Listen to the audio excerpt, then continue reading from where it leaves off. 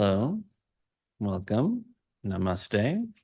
Those of you joining me in the room, those of you joining me on Zoom, and those of you listening to the recording afterwards. My name is Zach, and this is a little Dharma talk that I like to call Living from the Heart. I like to start with a poem of my own, go into the teaching and the topic for today, and finish off with a short meditation at the end, after which I'll turn off the recording and we can perhaps have a little discussion and Q&A about anything that might have come up. So this poem is called Choose Love. When your son crashes the family car, the one you spent half your salary on, but gosh darn it, he made it out alive, choose love. When forgiveness comes knocking on your front door, but the doorknob is too hot to handle and you've been burned enough, see that you deserve more than a few thousand diamond rings and choose love. When the heat of anger boils over and you get so mad you could just find rest in the soft clouds of your own heart and choose love. When grief turns into a crashing tidal wave threatening to take you down with it, hold those that are close to you even closer and choose love. When failure is too close for comfort and no one questions your abilities more than you do, tune into the vibrations of the universe coursing through your veins and choose love. When for some crazy reason or any reason at all or no reason at all, you can't stand yourself and you want to bang your head a few times on a brick wall until your brains fall out, try coloring that gray matter with a little pink and blue and choose love. When that boy doesn't call you back again and your heart feels like it's splattered across a car windshield, let the tightness in your chest explode into a million violet petals and choose love. Sometimes when something is broken, you have to break it further to put the pieces back together. And sometimes the gods envy you because you can hold your breath and create joys that fly over mountains, like a good piano song or a sparkle in someone's eye.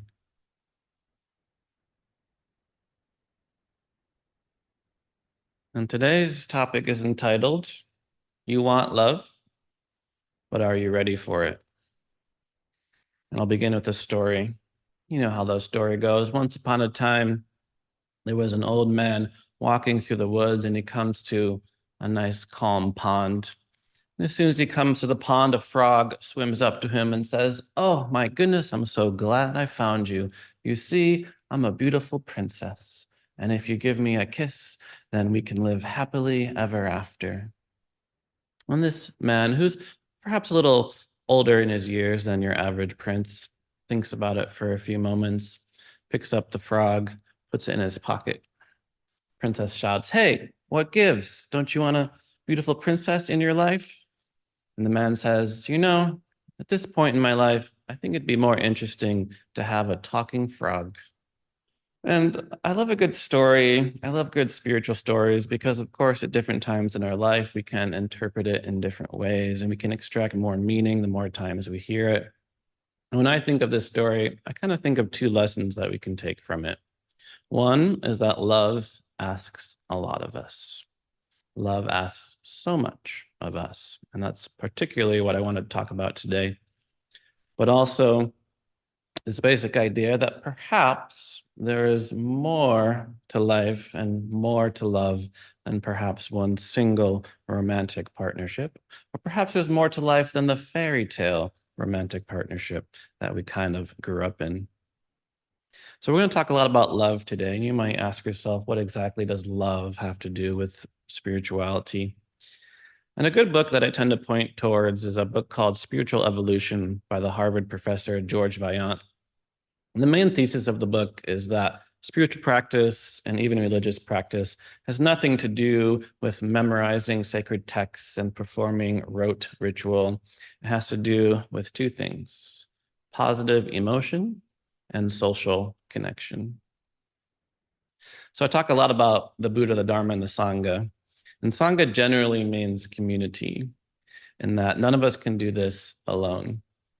And I was reading an older translation of the Buddhist texts, and this was a European scholar who had translated these words, and he translated the word Sangha to mean church. I thought, that's a very interesting way to translate community. But of course, there are ways we even use the word church to mean community, such as, oh, you just lost your job? Well, don't worry, the church will help you. Or have you asked the church for guidance? This basic idea that we are here to support each other. And a Sangha isn't just like your local bridge club or golfing buddies. Your Sangha is a community of like-minded spiritual practitioners who are walking the path along with you. So we have the role of social connection. Regardless of, say, whatever deity you might believe in to go to once a week, you are meeting with a group once a week that can see you, support you, honor, recognize you. And being seen and honored and loved is the deepest human need. So that social connection is a strong, cohesive force in any spiritual community. Now, the other main argument is that spiritual practice is rooted in positive emotion. I know I certainly have found this in my life. If you want to learn about pain and suffering and what can go wrong in the human condition, science has done a really good job at that. You can get the DSM, the Psychology Bible, and you can read all about the mental illnesses, and you can become a doctor and learn all about the things that can go wrong in the body. But even the positive psychology movement is fairly young, fairly new, 10, 20, 30 years old. Meanwhile, if you want to learn about gratitude and awe and forgiveness and wonder and happiness and joy and ecstasy and love, you will find much more rich discussions about these topics in the church, in the temple, in the yoga studio than you might in a lecture hall down the street, for example, at UC Berkeley. Now, the Greater Good Science Center does a lot of these things. A lot of the scientific community is coming around to the role that positive emotions play in our life. But we also have thousands of years of texts and wisdoms and teachings to draw upon on how we can be more happy, more joyful, more present, and more loving in our life. So Jack Kornfield put it this way: all other spiritual teachings are in vain if we cannot love. Even the most exalted states and the most exceptional spiritual accomplishments are unimportant if we cannot be happy in the most basic and ordinary ways, if with our hearts we cannot touch one another and the life we have been given. What matters is how we live. We must make certain our path is connected with our heart. In beginning any genuine spiritual journey, we have to stay much closer to home, to focus directly on what is right here in front of us, to make sure that our path is connected with our deepest love. So, our relationships are an incredible container for our healing, growth, and transformation, particularly because they will point out all the ways that you are stuck. This is what I often call the trap of relationships. So the way human beings have evolved to fall in love with one another is first we perhaps see somebody that we are potentially attracted to. And it's that lust, which is the first stage. And then eventually we fall in love. And I like to say that what most people think of love is just the beginning of love, the butterflies in the stomach being swept off your feet, the can't wait to hear the text back from this person. You might also call this limerence. You might call it new relationship energy. Some psychologists even call it a temporary psychosis that we experience when we fall in love with somebody, when we think we have just met the most perfect person ever in our entire life. And yes, and the perfect person for us, and how lucky we are. So we tend to call this idealistic love. And while certain aspects of it can definitely last a lifetime, there are people that report the feeling of butterflies in their stomach whenever they see their partner for their entire life. In general, like a lot of things in life, these don't last, and these feelings don't last. And it's probably a good thing that the obsessive feelings 24/7 about somebody don't last, so we can focus on other parts of our life. But then we approach usually about 1 to 3 years into a relationship, what psychologists call the power struggle stage, what I like to call the transition from idealistic love to realistic love. That you don't have the most perfect person ever because there isn't the most perfect person ever. You have a person just as imperfect and wounded as you. And it's at this point in the relationship where the real work of love begins. Now, a lot of people, this is when they cut and run. So when you look at when most relationships end, it tends to be at that mark, that 1, 2, 3 year mark, where suddenly the real work of love begins, because love asks a lot of us. So not only do we experience this shift, evolution almost like traps us. And I say this in a very positive way because we're being trapped into healing and growth and transformation. We've already made the promises. We've already made the pillow talk. We've already said, you're just the most perfect person for me. You maybe even moved in together. And now they put the milk in the fridge the wrong way. Now the dishes are not put away in the correct way. Suddenly, all these little triggers, all these little wounds get pressed on, and then the real work of love begins. So there's a line, two couples are in therapy, and one says to the other, "But I love you." And the other one replies, "Don't threaten me." It's a lot. Love asks a lot of us. And just to combine that story with another line, later on, they're still arguing. And one person says to the other one, "Well, the Dalai Lama didn't have to deal with you." Okay, I'll give you one more since you like that one. Sometimes when we meet somebody, we think that we can cure their suffering. And when we can't, we marry them. So therapists have found that we all essentially marry our unfinished business. So part of our task, of course, is to finish your business.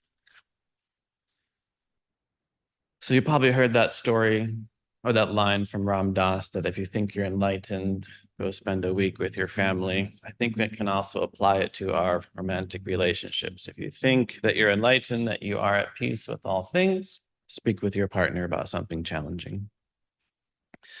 So there's a famous story of a Zen master named Su Dong Po, and he wrote a poem expressing just how enlightened he had become. And his poem went, "I bow my head to the heaven within heaven, hairline rays illuminating the universe. The 8 winds cannot move me, sitting still upon the purple golden lotus." So that 8 winds has strong symbolism. You might have heard the 8 winds of fame and disrepute, gain and loss, fame, disrepute. Basically, these are the 8 worldly winds that affect us, and Su Dong Po thinks that they don't. So impressed by his own poem, Su Dong Po sent a servant to hand carry his poem to his friend across the lake, to another Zen master, Fo Yin. He was sure that his friend would be equally impressed.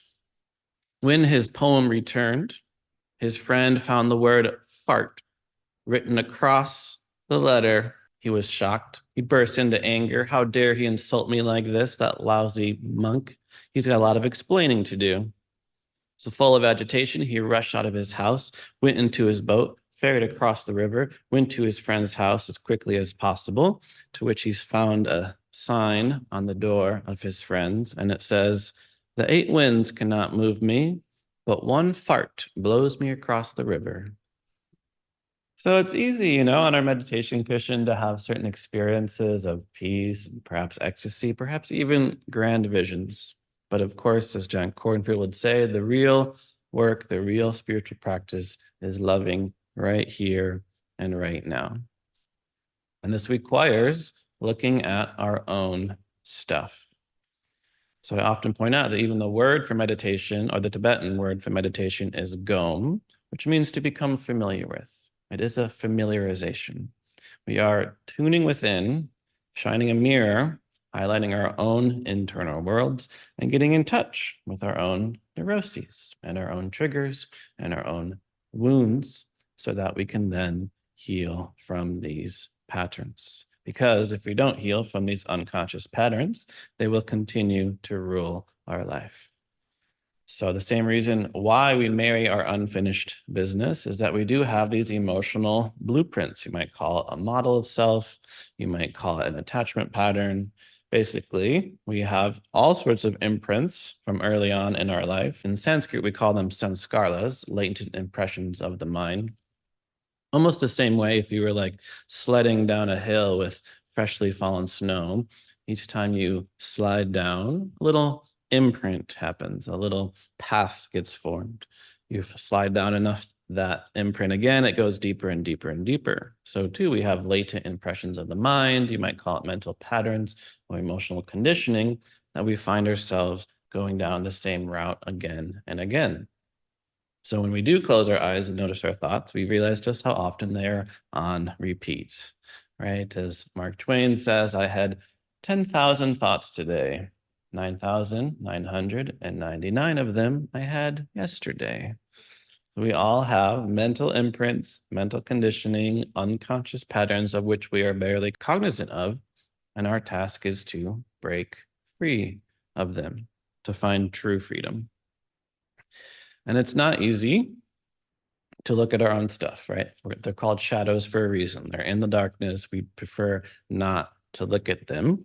So we have all sorts of coping strategies to avoid the necessary work that we have to do. For example, you walk into the doctor's office. The doctor says, I'm very sorry, you have cancer. And you say, well, that's ridiculous. I want a second opinion. Doctor says, well, you're ugly too. No matter what strategies we try to do to avoid the suffering, it's going to come around again. And this is why having a consistent, for example, intimate partnership, and this can happen with lots of people, but consistent intimate partnership consistently puts us in touch with our own stuff. So relationships are very much mirrors, encouraging us to look at our own stuff.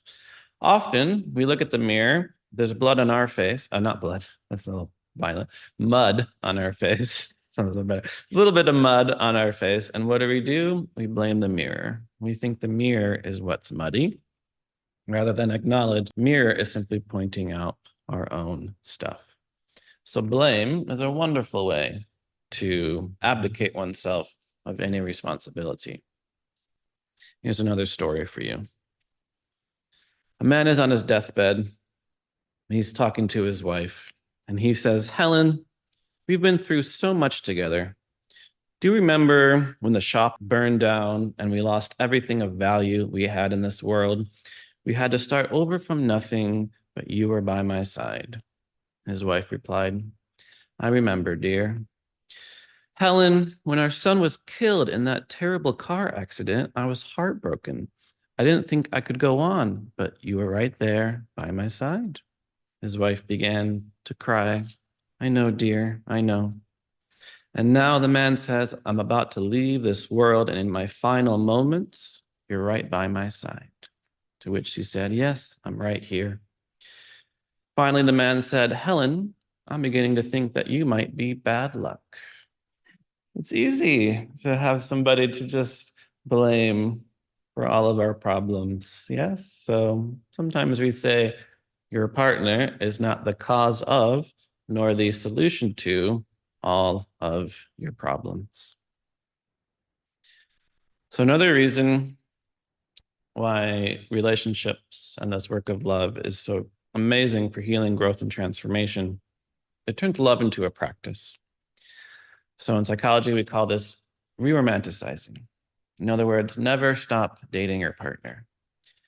Chogyam Trungpa says that there is never a dull moment when you are in touch with reality as it is. A huge reason we have that new relationship energy at the beginning of a relationship is because of novelty, because everything is new. Oh, you like sushi? I love sushi. Here we are on this voyage of discovery together. But it's very easy to get complacent, to feel like you have the same old partner after the same old day.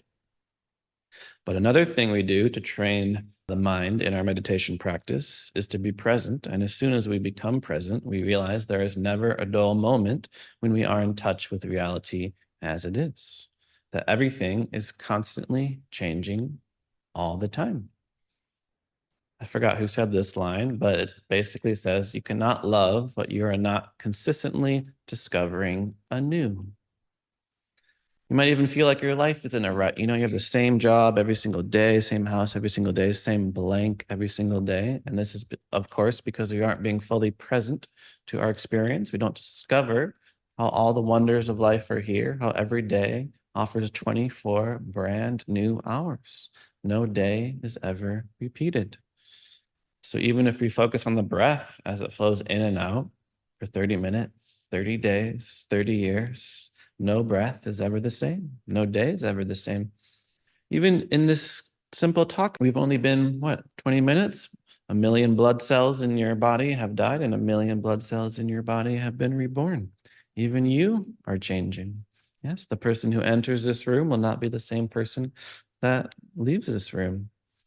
So if you find yourself getting in those habitual reactions or even feeling like things are the same old, it's simply because you're not paying attention to how everything changes. And that is another thing that we do in our practice. We train the mind to be present, to see how every moment is new, and to see each moment as one of discovery. And again, I'm saying this like it's easy because it's not. Another story, not a couple stories today. A man and a woman are sitting on the couch. We don't even have to gender it. We can just say one turns to the other and says, if I'm ever in a vegetative state, if I'm ever brain dead, I just want you to pull the plug. To which the other partner gets up and unplugs the television. So this is the process of awakening. Even the Buddha, so we talk about Buddha, Dharma, Sangha. Buddha is simply a title. It simply means awakened one. And I always love the etymology that bud, just like the bud in a flower, means to awaken. So we're here to awaken from the trance. And I often use this story. I'm surprised how few people know of this phenomenon. But if you take a chicken and you put its beak in the ground and you draw a line with chalk or even a line in the dirt, it will basically be hypnotized by that line and you release and it just falls over. And they think it's a flight freeze response because it thinks it's a snake, so it just freezes and falls over. And I'm like, yeah, so you like, when you draw a line in front of the chicken, everyone's like, what? That's a thing? It's like, okay, I can find a new metaphor for how we're all transfixed. We're all transfixed in a hypnotic state with this life, and our practice is to awaken.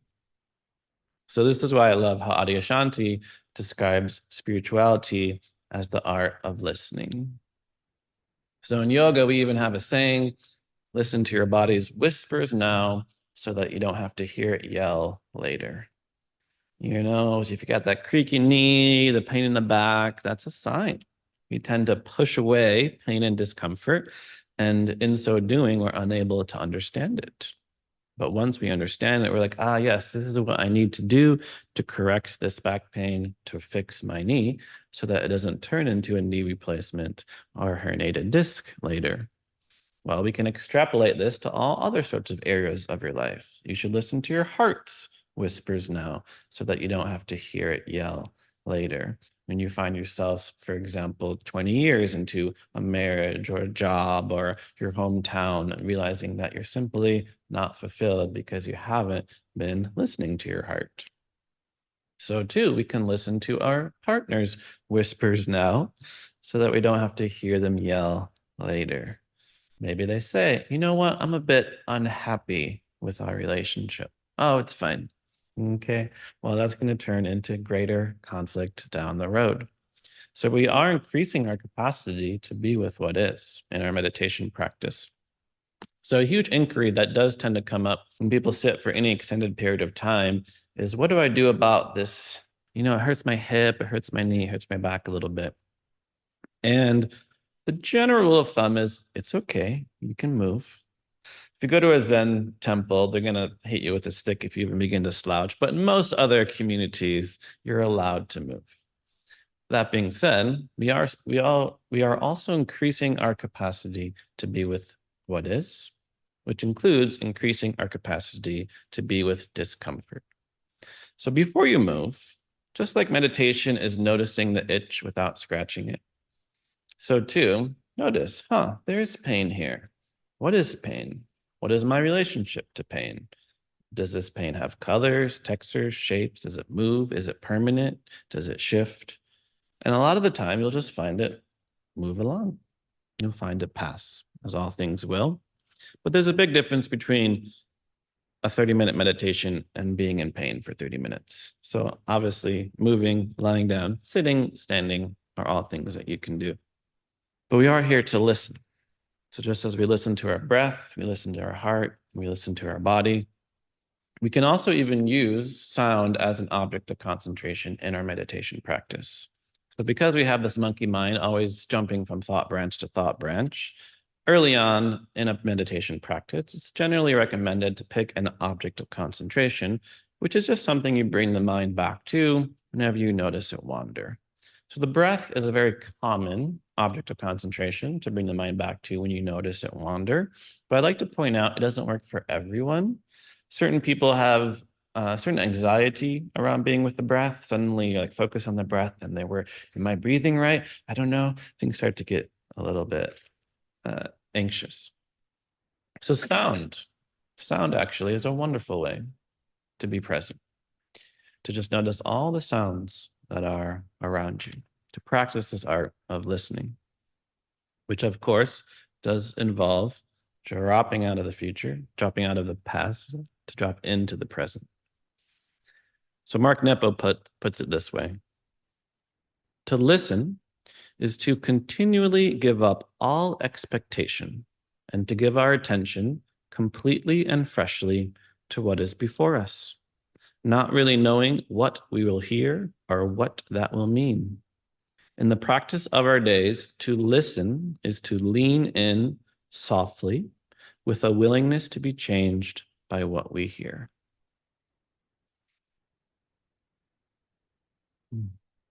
So this is the work of love, looking at all the obstacles that prevent us from meeting our intention to love. A huge part of that is regulation.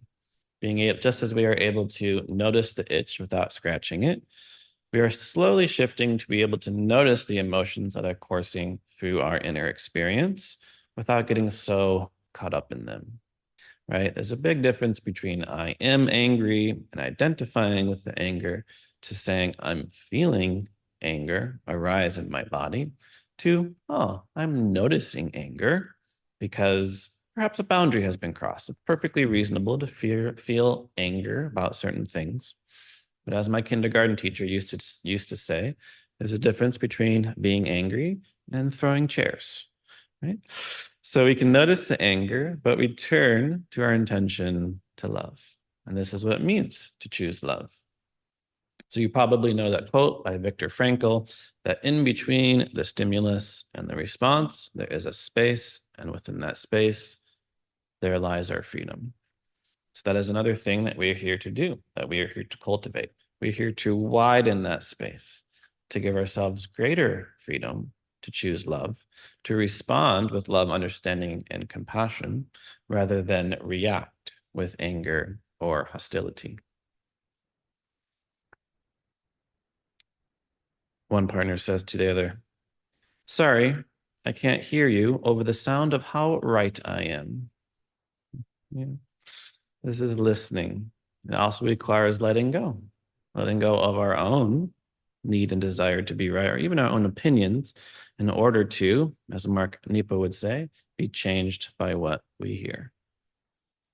So this is the work of love. There's a phrase I learned from mindful self-compassion trainings that love reveals everything unlike itself. Love reveals everything unlike itself. So when you start to apply unconditional love, for example, to yourself, you will begin to feel, experience, and notice all the situations and ways that you were unloved and that you aren't perhaps loving yourself in the best way. So this is, again, love asks a lot of us. So we have to be willing to be changed by what we hear, to look at our wounds, to look at our shadows, to look at our reactions to things, to seek emotional regulation. And this is a path of transformation. This poem is called The Path of Love. And here I thought the path of love would look love, like kindness, like generosity, like gentleness. Instead, it looks like me being bothered by the sound of loud chewing, me wanting praise, me needing to feel loved. Hello, me. How elegantly love has arranged for me to meet all the parts of me that would stand in love's way. How easily it shows me I've thought of love as a destination, but here is love with no expectation. Here is love with no name, no locus. Here is love with no face, no shape, no promise, no vow, no hope. Here is love as itself, surging and flowing, love as itself, insisting on love, love as itself, eroding all those layers of me that still think they know something about love. And love holds me while I rail, and love throws me back in the stream, and love is what is still here when I am not. So part of our path of shifting from idealistic or fairy tale love to realistic love is embracing imperfections, which is not easy to do. Human beings are incredible at finding imperfections. You've probably heard of the if only mind, which is another thing we can gome, another thing we can become familiar with, is how the mind robs ourselves of being happy in the here and now by thinking if only life were to happen in this way, if only things were to be this certain way, then I could be happy. Then I could find peace. And we see it a lot too at yoga studios, I'll say. People think, oh, I could find peace, but I need a vacation. I need to go to some island somewhere and be in a hammock and have all my needs taken care of. Then I'll be able to meditate. But we know we're here to look at our triggers. If you can't meditate in a boiler room, you can't meditate. If you can't practice while you are sick, you cannot practice while you are healthy. So we're here to look at this, look at those imperfections, look at the if only mind that continuously finds fault. There's a story of a little boy who was swallowed by a tidal wave while he was playing on the beach. His grandma looked up to heaven and pled for God to bring her grandson back. Finally, an incoming wave brought the boy back safe and sound. The grandma hugged him, looked at him, and said, "Hey, he had a hat on." Even great miracles can happen to her life, but is it enough? Is there an imperfection? Did it not go exactly the way that we wanted it to? So John Wellwood says he has that book, Perfect Love, Imperfect Relationships. And he writes, who is it that's unhappy? The one who finds fault. Jules Pfeiffer wrote this. I grew up to have my father's looks, my father's speech patterns, my father's posture, my father's opinions, and my mother's contempt for my father. And I like that quote. And at first glance, when I heard this quote, I told it to my parents one time. They didn't like it. But I interpret it to be self-criticism and self-hatred. Like I grew up my father's looks, speech patterns, posture, and then I had this contempt and I had this contempt for myself. And that's certainly something I think we probably have all experienced, certain self-criticism, self-hatred. We're often way more critical of ourselves than anybody else. If somebody talked to us the way that we talk to ourselves, we probably wouldn't be friends with them. We probably would tell them, show them the door, right? But the interesting thing about shadows and our shadow elements is what psychology has found is that when we ignore our shadows, we project them onto other people. So what will most likely happen if you have absorbed, for example, your mother's contempt for your father, you will project contempt onto your partner because we have these relational blueprints or imprints or samskaras. And we're here to awaken from them. We're here to break free of them. Want a lot of time for practice. So I think I'll have to save this idea of a more expansive or a different kind of love for next week, because I want to talk about one more obstacle that we have to loving, which is the risk that is involved. If you are risking love, you are also risking loss. So, Jiddu Krishnamurti says, a mind that is seeking security can never know what love is. So, this is why there is the work of love, because we cannot love and live life according to our own terms. We are continually meeting another person's reality, another person's will, another person's emotional world that can be vastly different than our own. And this is something we discover in our meditation practice, essentially, is that there is no ground to stand on. We're here to let go of it all. The superiority complex, the inferiority complex, and the equality complex. Meditation is often described as jumping out of an airplane, realizing you have no parachute, looking down, realizing there is no ground, and then realizing no one actually jumped. We are here to let go of it all our rigidly held beliefs, opinions, likes, dislikes, desire to judge, in order to find true freedom. So you will not be able to fully love or take the risk of love if you're looking for security, because nothing lasts. This is what people say in couples counseling. You're not the person I married. Well, I would hope not. I hope you're always learning. I hope you're always growing. I hope you're always discarding parts of yourself that no longer serve, like a snake shedding its skin, in order to step into new, more powerful, more loving, more kind versions of yourself. A man's talking to his wife and he's, reading some ancient texts like the Upanishads. And he says, honey, what's this reincarnation thing I've heard about? And his wife goes, oh, that means when you die, you can get reborn as something completely different. He goes, wow, really? So I could come back as a pig? She goes, no, you idiot. I said something completely different. Yes, I hope you're not with the person that you married, right? I hope that you're both changed, that you have evolved, that you have shed the seeds, the hardened shells around the fertile growth of love that needs to happen in your life. So again, Chogyam Trungpa says, real fearlessness is the product of tenderness. It comes from letting the world tickle your heart, your raw and beautiful heart. You are willing to open up without resistance or shyness and face the world. You are willing to share your heart with others. So a metaphor we often use is that of armor.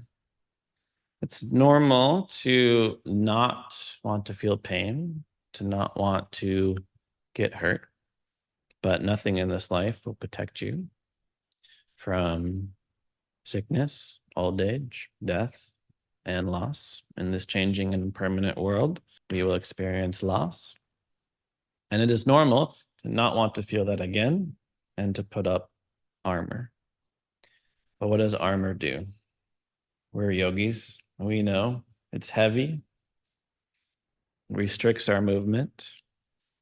And while we think it protects us, it creates separation.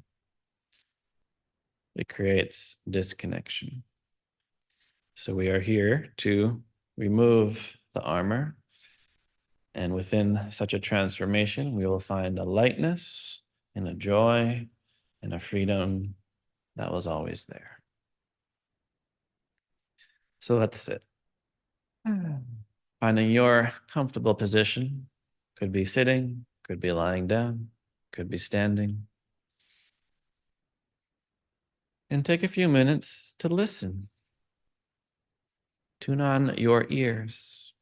Hear all the sounds around you.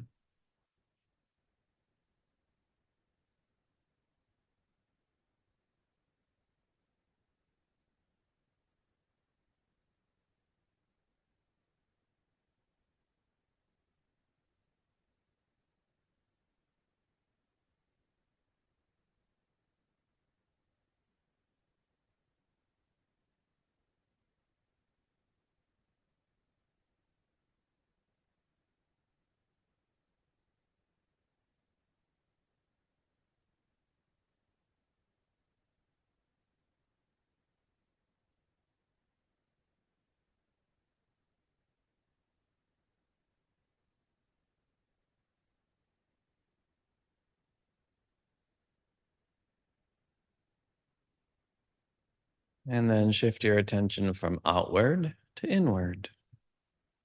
Listen inwardly. Does the heart have anything to say? Does the body have anything to say?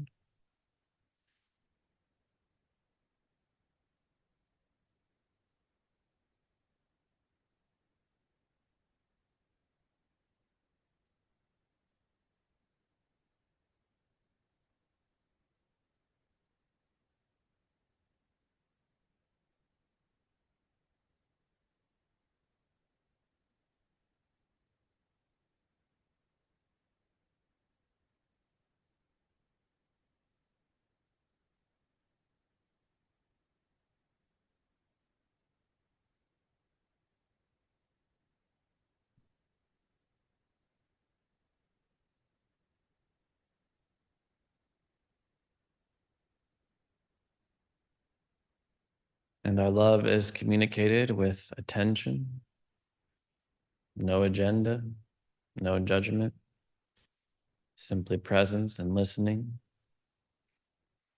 So we can even tell ourselves, darling, I am here for you. You might feel called to put your hand on your heart or even hand on the belly if that's a place that might need some love and attention.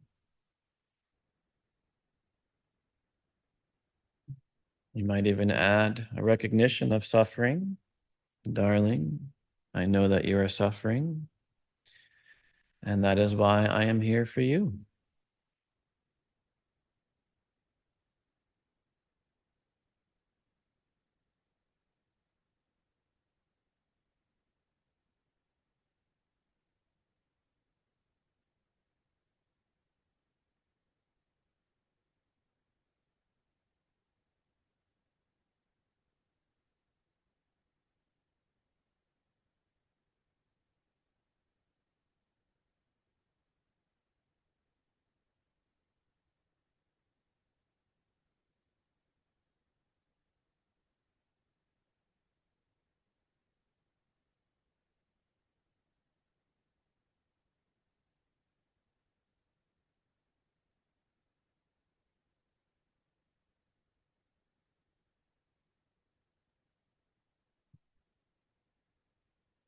And as we notice, be with and listen to the heart space. Perhaps we can even smile at the heart.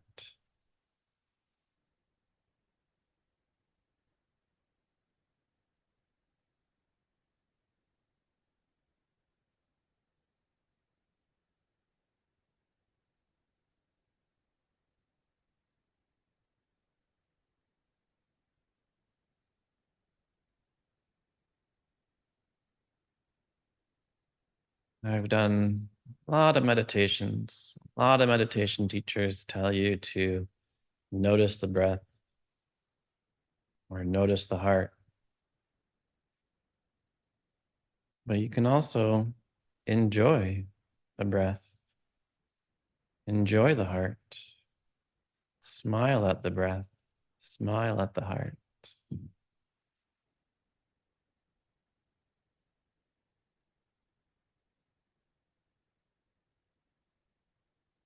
As we finish with a few deep breaths, find and infuse some positive emotion with the breath. If you are breathing, it means you are alive, feeling grateful for this life. With each breath, we take in the world and the exhalation of trees and plants, and we exchange it back, feeling that connection.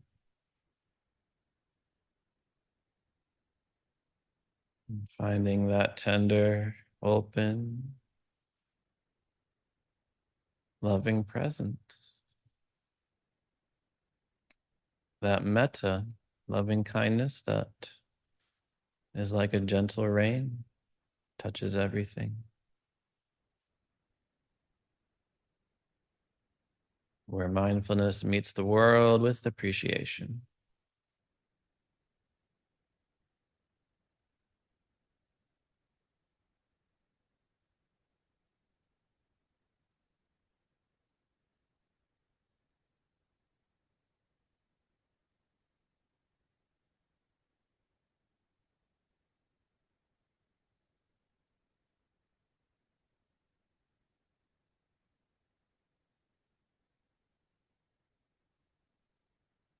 And in this practice of love, we can even love the parts of ourselves that have a hard time loving parts of ourselves, encompassing it all.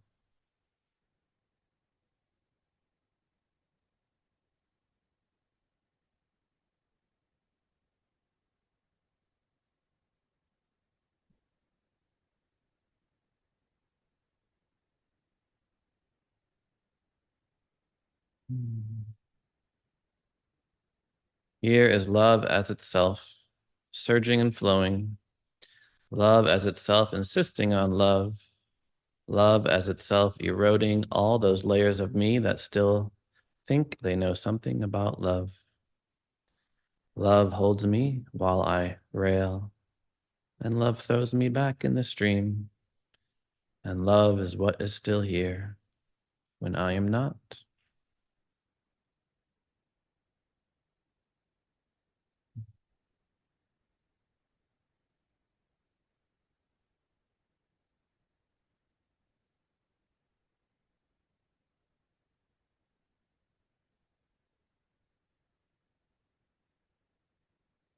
And may the benefits of our practice be for all sentient beings everywhere.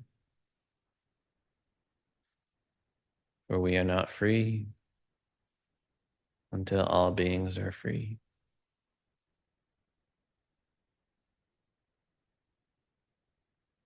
And I thank you for sharing your practice and presence with me today. Namaste.